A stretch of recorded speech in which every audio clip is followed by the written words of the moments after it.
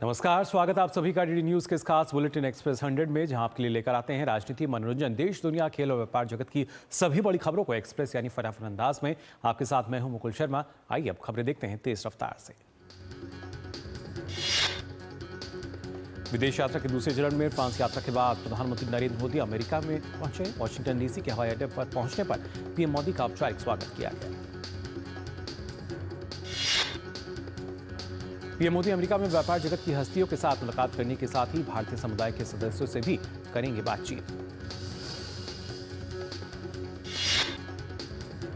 PM Modi राष्ट्रपति Trump के साथ द्विपक्षीय बैठक करेंगे, जिसमें क्षेत्रीय और अंतर्राष्ट्रीय स्थिति पर चर्चा के अलावा कई द्विपक्षीय मुद्दों पर भी बातचीत होने की उम्मीद है। पीएम मोदी ने अमेरिका पहुंचने पर एक्स पर लिखा कि कुछ समय पहले वॉशिंगटन डीसी पहुंचा हूं। राष्ट्रपति डोनाल्ड ट्रंप से मिलने और भारत अमेरिका व्यापक वैश्विक रणनीतिक साझेदारी को आगे बढ़ाने के लिए उत्सुक हूं। वॉशिंगटन पहुंचने पर प्रधानमंत्री नरेंद्र मोदी का गर्मजोशी के साथ स्वागत किया गया। प्रधानमंत्री नरेंद्र मोदी अमेरिकी यात्रा के दौरान राष्ट्रपति के अतिथि निवास यानी ब्लेयर हाउस में रुके हुए हैं।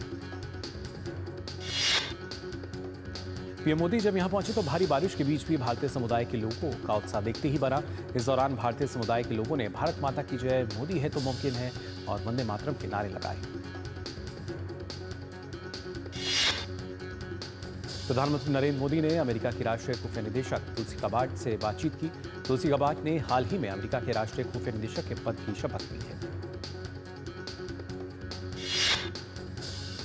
गबार्ड के पास अमेरिका की 18 विभिन्न खुफिया एजेंसियों की देखरेख और समन्वय का जिम्मा है। तुलसी गबार्ड पूर्व सैन्य कर्मी हैं और डेमोक्रेटिक पार्टी से कांग्रेस की सदस्य रह चुकी हैं। पीएम मोदी के दौरे को लेकर अमेरिका में रहने वाले भारतीय समुदाय काफी उत्साहित है। बर्फबारी और ठंड के बावजूद सभी उम्र के लोग प्रधानमंत्री मोदी के स्वागत के लिए एकत्रित हुए हैं। प्रधानमंत्री नरेंद्र मोदी के अमेरिका दौरे को लेकर भारतीय छात्र भी काफी उत्साहित हैं। ये छात्र दोनों देशों के बीच लोगों में आपसी संपर्क का अहम जरिया है। प्रधानमंत्री नरेंद्र मोदी ने फ्रांस दौरे पर राष्ट्रपति इमैनुअल मैक्रोन को एक 2 लाख आकृति भेंट की, जिसमें परंपरागत संगीतों को जुड़ाऊ पत्थरों से दर्शाया गया है। प्रधानमंत्री मोदी की ओर से फ्रांस की प्रथम महिला को फूलों और मोर की आकृति वाला चांदी का हाथ से बनाया गया टेबल मिरर भेंट किया गया। ये उपहार राजस्थान की समृद्ध परंपराओं से जुड़ा है। प्रधानमंत्री मोदी ने फ्रांस में मौजूद अमेरिका के उपराष्ट्रपति जेडी वेंस के 2 बेटों और एक बेटी के लिए भी उपहार लेकर गए थे। प्रधानमंत्री मोदी ने वेंस को लकड़ी का रेलवे का खिलौना सेट भेंट किया। वहीं प्रधानमंत्री मोदी ने अमेरिकी उपराष्ट्रपति जेडी वेंस के बेटे इवान ब्लेन वेंस को भारतीय लोक चित्रकला पर आधारित जिग्सा पहेली उपहार में दी। जिग्सा पहेली में पश्चिम बंगाल की काली घाट चित्रकला, संथाल जनजाति द्वारा बनाई गई संथाल पेंटिंग और बिहार की मधुबनी पेंटिंग सहित विभिन्न लोक चित्रकला शैलियों को शामिल करके भारत की समृद्ध कलात्मक विरासत को उकेरा गया है। प्रधानमंत्री मोदी ने अमेरिकी उपराष्ट्रपति की बेटी मीराबेल रोज वेंस को लकड़ी का वर्णमाला सेट उपहार में दिया। पर्यावरण के अनुकूल लकड़ी का वर्णमाला सेट टिकाऊ, सुरक्षित और आकर्षक शिक्षण उपकरण है। संसद की कार्रवाई आज हंगामे के साथ शुरू हुई। लोकसभा में विपक्ष के हंगामे के चलते कार्रवाई 2 बजे तक स्थगित करनी पड़ी। विपक्ष के इस व्यवहार पर लोकसभा अध्यक्ष ने कहा कि प्रश्नकाल का समय सिर्फ प्रश्न उत्तर के लिए है।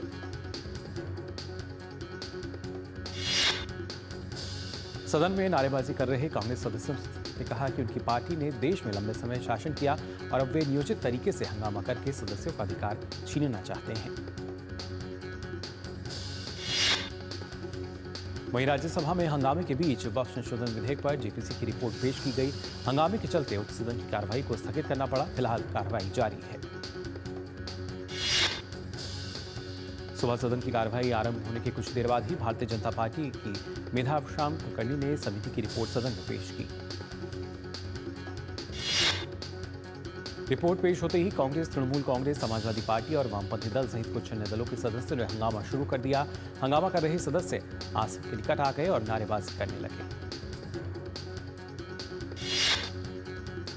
विपक्षी नारेबाजी और हंगामे की निंदा करते हुए राज्यसभा सांसद और नेता सदन जेपी नड्डा ने कहा कि सदन न चलने देना विपक्ष का गैर जिम्मेदाराना रवैया है, जिसकी हाउस कड़े शब्दों में निंदा करता है। आपको बता दें, संसद के बजट सत्र का पहला भाग आज तक है। इसके बाद बजट सत्र का दूसरा भाग 10 मार्च से शुरू होगा। लोकसभा में विपक्ष नेता राहुल गांधी सहित कांग्रेस सांसदों ने संसद भवन परिसर में तटीय और वन सीमावर्ती समुदाय की रक्षा के लिए विरोध प्रदर्शन किया।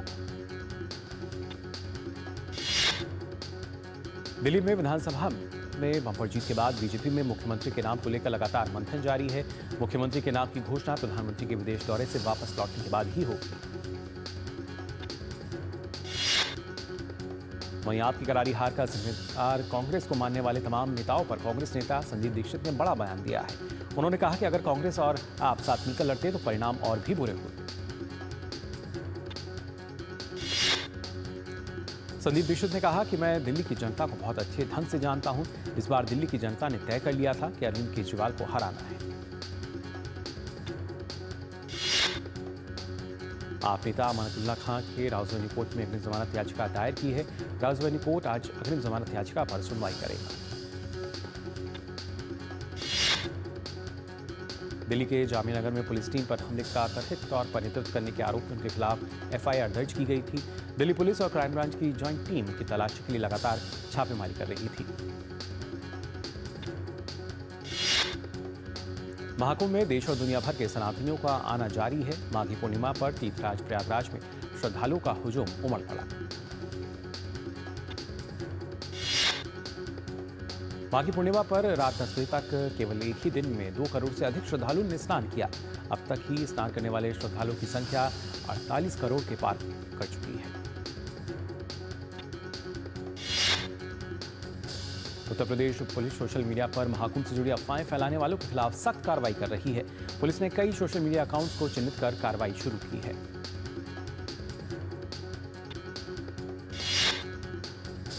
ये अकाउंट गाजीपुर में नदी किनारे मिले शवों के पुराने वीडियो को महाकुंभ में भगदड़ से जोड़कर भ्रामक प्रचार कर रहे थे। इन अकाउंट्स पर सरकार और पुलिस की छवि धूमिल करने और समाज में विद्वेष फैलाने का आरोप है। उत्तर प्रदेश पुलिस ने इस फर्जी वीडियो का पर्दाफाश करते हुए स्पष्ट किया है कि ये महाकुंभ प्रयागराज से संबंधित नहीं है, बल्कि गाजीपुर की पुरानी घटना का वीडियो है। काशी तमिल संगमम का तीसरे चरण का आयोजन आगामी 15 से 24 फरवरी तक होगा। इस कार्यक्रम में तमिलनाडु से 1000 प्रतिभागी हिस्सा ले रहे हैं, जिन्हें बराबर संख्या यानी 200 के 5 समूह में बांटा गया है। इनमें छात्र, शिक्षक, लेखक, पेशेवर किसान, कारीगर और छोटे उद्यमियों के अलावा महिलाएं, शोधकर्ता और स्टार्टअप से जुड़े लोग भी शामिल हैं।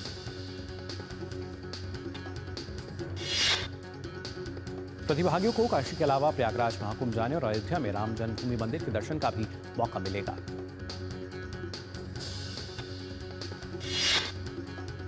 काशी तमिल संगमम कार्यक्रम का उद्देश्य देश के 2 सबसे महत्वपूर्ण और प्राचीन शिक्षण केंद्रों तमिलनाडु और काशी के बीच सदियों पुराने संबंधों को पुनर्जीवित करना और इसकी जड़ों को मजबूत करना है। जम्मू कश्मीर के पुंछ जिले में नियंत्रण रेखा के पार से बिना उकसावे की गई गोलाबारी का भारतीय सेना ने मुंहतोड़ जवाब दिया, जिसमें काफी संख्या में पाकिस्तानी सैनिक हताहत हुए।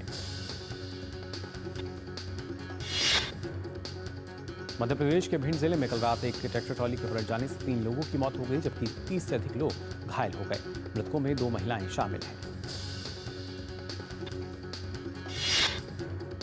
ट्रैक्टर ट्रॉली में सवार लोग दतिया जिले के मांगरौल से एक शादी समारोह में शामिल होने के लिए भिंड के लाहार जा रहे थे। घायलों को सेवढ़ा सामुदायिक स्वास्थ्य केंद्र में रेफर किया गया है।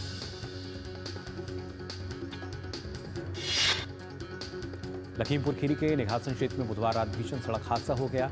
हाईवे पर खड़ी ट्रॉली में तेज रफ्तार कार घुस गई। हादसे में कार सवार 3 दोस्त समेत 4 लोगों की मौत हो गई और 3 लोग घायल हो गए हैं। घायलों को अस्पताल में भर्ती कराया गया है। आज विश्व रेडियो दिवस है, वही रेडियो जिसे एक लंबे दौर तक दुनिया भर के श्रोताओं पर राज रहा है। पहली बार 13 फरवरी 1945 को संयुक्त राष्ट्र रेडियो से रेडियो का प्रसारण हुआ था। रेडियो के महत्व को समझते हुए हर साल 13 फरवरी को विश्व रेडियो दिवस मनाया जाता है। औपचारिक रूप से पहला रेडियो दिवस साल 2012 में मनाया गया था।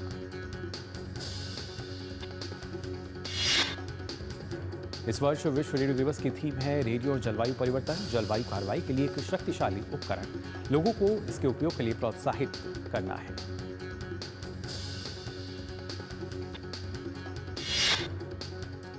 प्रधानमंत्री नरेंद्र मोदी ने विश्व रेडियो दिवस की शुभकामनाएं दी हैं। अपने एक्स अकाउंट पर पीएम ने लिखा कि रेडियो कई लोगों के लिए एक शाश्वत जीवन दिखा रहा है। पीएम ने लिखा कि लोगों को सूचित करना, प्रेरित करना और जोड़ना, समाचार और संस्कृति से लेकर संगीत और कहानी कहने तक यह एक शक्तिशाली माध्यम है जो रचनात्मकता का जश्न मनाता है। पीएम ने कहा, मैं रेडियो की दुनिया से जुड़े सभी लोगों को बधाई देता हूं। मैं आप सभी को इस महीने की 23 तारीख को होने वाले मन की बात कार्यक्रम के लिए अपने विचार और इनपुट साझा करने के लिए भी आमंत्रित करता हूं।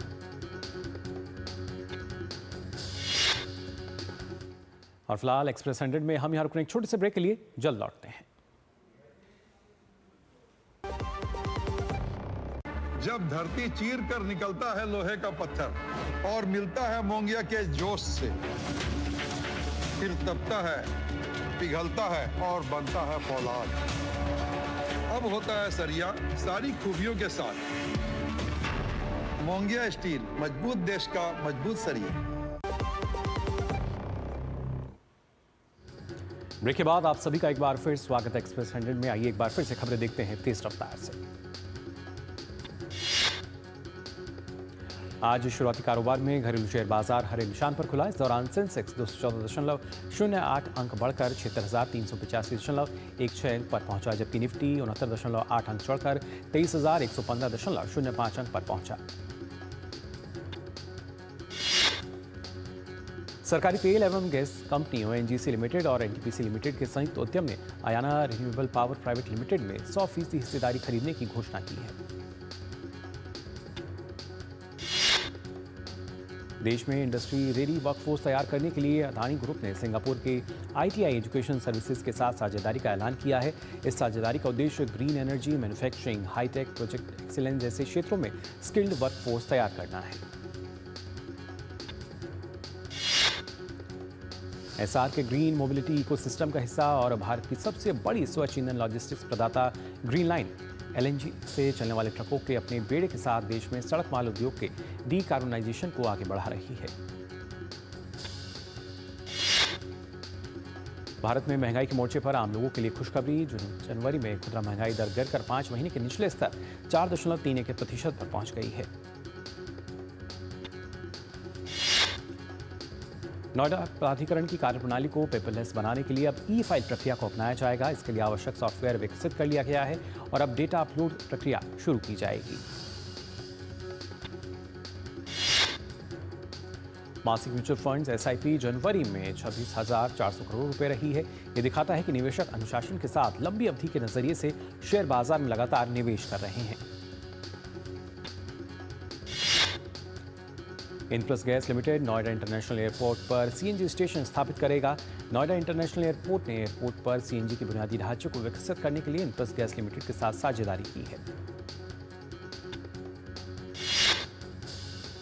प्रधानमंत्री नरेंद्र मोदी ने 13 फरवरी 2024 को प्रधानमंत्री सूर्य घर मुफ्त बिजली योजना का उद्घाटन किया था, जिसका मुख्य उद्देश्य देश के रूफटॉप सोलर क्षमता की हिस्सेदारी बढ़ाना और 1 करोड़ घरों को अपनी बिजली पैदा करने के लिए सशक्त बनाना है। इसे आज 1 वर्ष पूरा हो चुका है। भारतीय दूरसंचार विनियामक प्राधिकरण यानी ट्राई ने अनचाहे वाणिज्यिक संचार के खिलाफ उपभोक्ता संरक्षण को और मजबूत करने के लिए दूरसंचार वाणिज्यिक संचार ग्राहक वरीयता अधिनियम 2018 में संशोधन किया है। नए नियमों के तहत उपभोक्ता अब अपंजीकृत प्रेषकों द्वारा भेजे गए स्पैम कॉल और संदेशों के खिलाफ शिकायत कर सकेंगे। स्पैमर्स अनचाहे वाणिज्यिक संचार भेजने वालों के खिलाफ सख्त कदम उठाने का प्रावधान भी किया गया है। अमेरिकी चिप मेकिंग टूल्स निर्माता लैम रिसर्च देश में 10,000 करोड़ रुपए का निवेश करने जा रही है। केंद्रीय मंत्री अश्विनी वैष्णव ने सोशल मीडिया प्लेटफॉर्म एक्स पर यह जानकारी दी। भारत का सबसे बड़ा वैश्विक टेक्सटाइल महाकुंभ भारत टेक्स 2025 की शुरुआत हो चुकी है। केंद्रीय वस्त्र मंत्री गिरिराज सिंह ने कार्यक्रम का उद्घाटन किया। यह आयोजन दिल्ली स्थित भारत मंडपम में 14 से 17 फरवरी और उत्तर प्रदेश के ग्रेटर नोएडा स्थित India expo centre and mart में 12 से 15 फरवरी तक आयोजित होगा। आरबीआई ने कोटक महिंद्रा बैंक पर लगे कारोबारी प्रतिबंधों को करीब 9 महीने बाद हटा दिया है। इस कदम के बाद कोटक महिंद्रा बैंक अब नए क्रेडिट कार्ड जारी कर सकेगा। टेक्नोलॉजी संबंधी चिंताओं के कारण आरबीआई ने ये प्रतिबंध लगाए थे। आरबीआई ने बताया है कि जल्द ही 50 रुपए के नए नोट जारी किए जाएंगे, जिन पर नए गवर्नर संजय मल्होत्रा के हस्ताक्षर होंगे। नए नोट का डिजाइन चलन में मौजूद महात्मा गांधी सीरीज जैसा होगा। चिली के अराउकेनिया क्षेत्र में जंगल में आग फैल गई, जिसमें एक व्यक्ति की मौत हो गई और 40 से अधिक लोग बेघर हो गए। आपातकालीन सेवाएं आग पर काबू पाने के लिए संघर्ष कर रही हैं। आग ने अपने मार्ग में आने वाले 30 घरों को भी नष्ट कर दिया। अमेरिका के रक्षा मंत्री पीट हेग्सेथ ने रूस यूक्रेन संघर्ष के बीच बड़ा बयान दिया है। पीट हेग्सेथ ने कहा है कि यूक्रेन के लिए नाटो की सदस्यता की उम्मीद अव्यावहारिक थी। उन्होंने कहा कि यूक्रेन के लिए आगे का रास्ता ये है कि वह सीमा के लिहाज से 2014 से पहले की स्थिति की वापसी की उम्मीदें छोड़ दे और रूस के साथ एक ऐसे समझौते के लिए तैयार हो जाए। हेग्सेथ ने नाटो यूक्रेन रक्षा संपर्क समूह के सदस्य देशों के प्रतिनिधियों से मुलाकात के दौरान ये टिप्पणियां की। वे इन दोनों गठबंधनों के प्रतिनिधियों के साथ बैठक करने वाले ट्रंप प्रशासन के पहले सदस्य हैं। अमेरिका ने इस्पात और एल्यूमीनियम उद्योग की रक्षा के लिए 25% टैरिफ लगा दिया है। अमेरिका की प्रेस सचिव कैरोलिन लेविट ने कहा कि व्यापार के मामले में राष्ट्रपति डोनाल्ड ट्रंप अपने पहले कार्यकाल की तरह ही इस्पात और एल्यूमीनियम उद्योगों की रक्षा के लिए साहसिक कदम उठा रहे हैं। राष्ट्रपति ट्रंप ने स्टील पर वास्तविक 25% टैरिफ को बहाल करने और एल्यूमीनियम पर टैरिफ को भी 25% तक बढ़ाने के लिए मौजूदा खामियों और छूटों को बंद करने की घोषणा पर हस्ताक्षर किया है। अमेरिका के राष्ट्रपति डोनाल्ड ट्रंप ने रूस के राष्ट्रपति व्लादिमीर पुतिन से फोन पर बात की। डोनाल्ड ट्रंप ने अपने सोशल मीडिया प्लेटफॉर्म पर इस बातचीत की जानकारी दी। दोनों नेताओं के बीच यूक्रेन में चल रहे युद्ध, मिडिल ईस्ट तनाव, एनर्जी, एआई, डॉलर सहित कई अन्य विषयों पर भी चर्चा हुई। अमेरिकी राष्ट्रपति डोनाल्ड ट्रंप ने ट्रुथ सोशल मीडिया पर लिखे एक पोस्ट में पुतिन के साथ लंबी और सार्थक फोन कॉल की जानकारी साझा की। उन्होंने लिखा कि वह और पुतिन यूक्रेन युद्ध को समाप्त करने के लिए बातचीत शुरू करने पर सहमत हुए हैं। हमास द्वारा बंधकों की रिहाई में अड़ंगा लगाने के बीच इजरायल ने अपनी सेना के रिजर्व सैनिकों को बुला लिया है। अगर हमास शनिवार की समय सीमा तक बंधकों की रिहाई नहीं करता तो संघर्ष विराम के खत्म होने की आशंका जताई जा रही है। ग्रीस की संसद ने कॉन्स्टेंटाइन टेसलॉस को देश के राष्ट्रपति के रूप में चुना है। प्रधानमंत्री किरियाकोस मित्सोताकिस के प्रमुख सहयोगी टेसलॉस ने 300 सीटों वाली संसद में बुधवार को हुए मतदान में 160 सांसदों का समर्थन हासिल किया। संयुक्त राष्ट्र में ईरान के प्रतिनिधि ने संयुक्त राष्ट्र सुरक्षा परिषद को लिखे एक पत्र में अमेरिका के राष्ट्रपति डोनाल्ड ट्रंप द्वारा बल प्रयोग की धमकी देने वाले बयान की निंदा की है और चेतावनी भी दी है कि अगर आक्रमकता के गंभीर परिणाम होंगे। भारत ने तीसरे वनडे मुकाबले में इंग्लैंड को 142 रनों के बड़े अंतर से हराकर 3 मैचों की सीरीज 3-0 से अपने नाम की।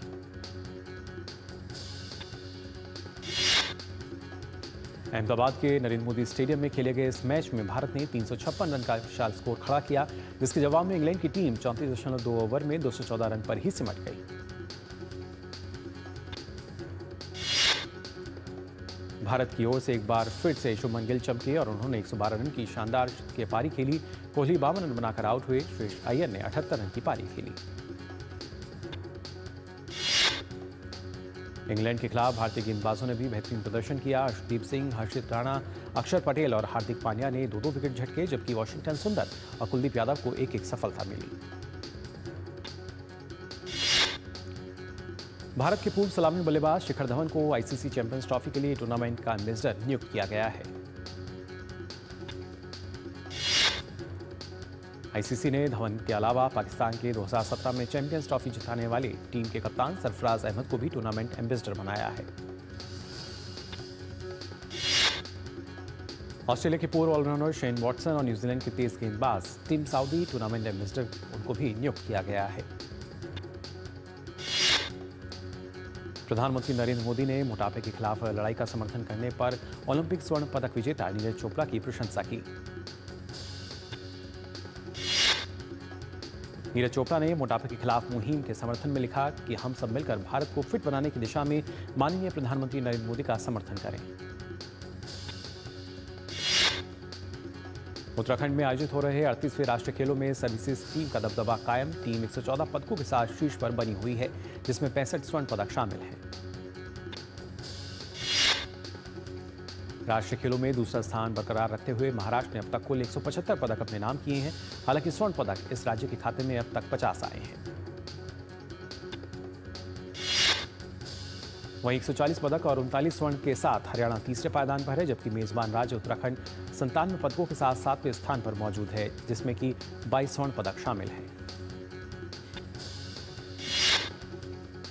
भारत ने बैडमिंटन एशिया मिश्र टीम चैंपियनशिप में अपने अभियान का आगाज शानदार जीत से किया है। टीम इंडिया ने टूर्नामेंट के पहले मैच में मकाऊ को 5-0 के अंतर से हराया। यूएफए चैंपियनशिप लीग के नॉकआउट राउंड प्लेऑफ के पहले लेग में रियल मैड्रिड ने मैनचेस्टर सिटी को 3-2 से हरा दिया।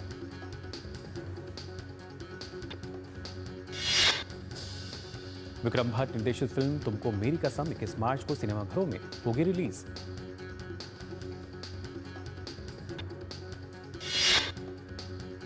विजय देवरकोंडा की फिल्म साम्राज्य किंगडम का टीजर रिलीज हो चुका है। फिल्म 30 मई को सिनेमाघरों में रिलीज होगी। उन्नी मुकुंदन की इस मलयालम फिल्म मार्को 14 फरवरी को ओटीटी पर स्ट्रीम होगी। ओटीटी सीरीज एक बदनाम आश्रम का तीसरे सीजन का टीजर रिलीज किया गया। विकी कौशल और रश्मिका मंदाना की छावा 14 फरवरी को रिलीज होगी। इसके 2 लाख से अधिक टिकटों की प्री सेल्स बुकिंग हो चुकी है। वेब सीरीज क्राइम बीट का ट्रेलर हुआ रिलीज, जिसमें साकिब सलीम एक क्राइम जर्नलिस्ट की भूमिका निभाते हुए आएंगे नजर। वेब सीरीज प्यार टेस्टिंग 14 फरवरी को ओटीटी पर होगी स्ट्रीम। क्राइम थ्रिलर सीरीज डब्बा कार्टेल 28 फरवरी को ओटीटी पर होगी स्ट्रीम। फैंस को सीरीज का है बेसब्री से इंतजार। 14 फरवरी को करीना कपूर और शाहिद कपूर की फिल्म जब वी मेट भी सिनेमाघरों में होगी re release. Sujal web series का दूसरा सीजन सुजल द वॉटेक्स 28 फरवरी को ओटीटी पर होगा स्ट्रीम।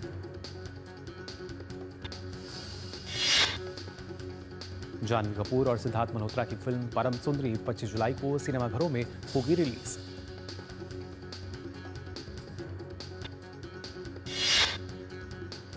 तो फिलहाल के लिए एक्सप्रेस न्यूज में बस इतना ही, लेकिन देश और दुनिया की तमाम खबरों के लिए आप देखते रहिए डीडी न्यूज। मुझे दीजिए अनुमति। नमस्कार।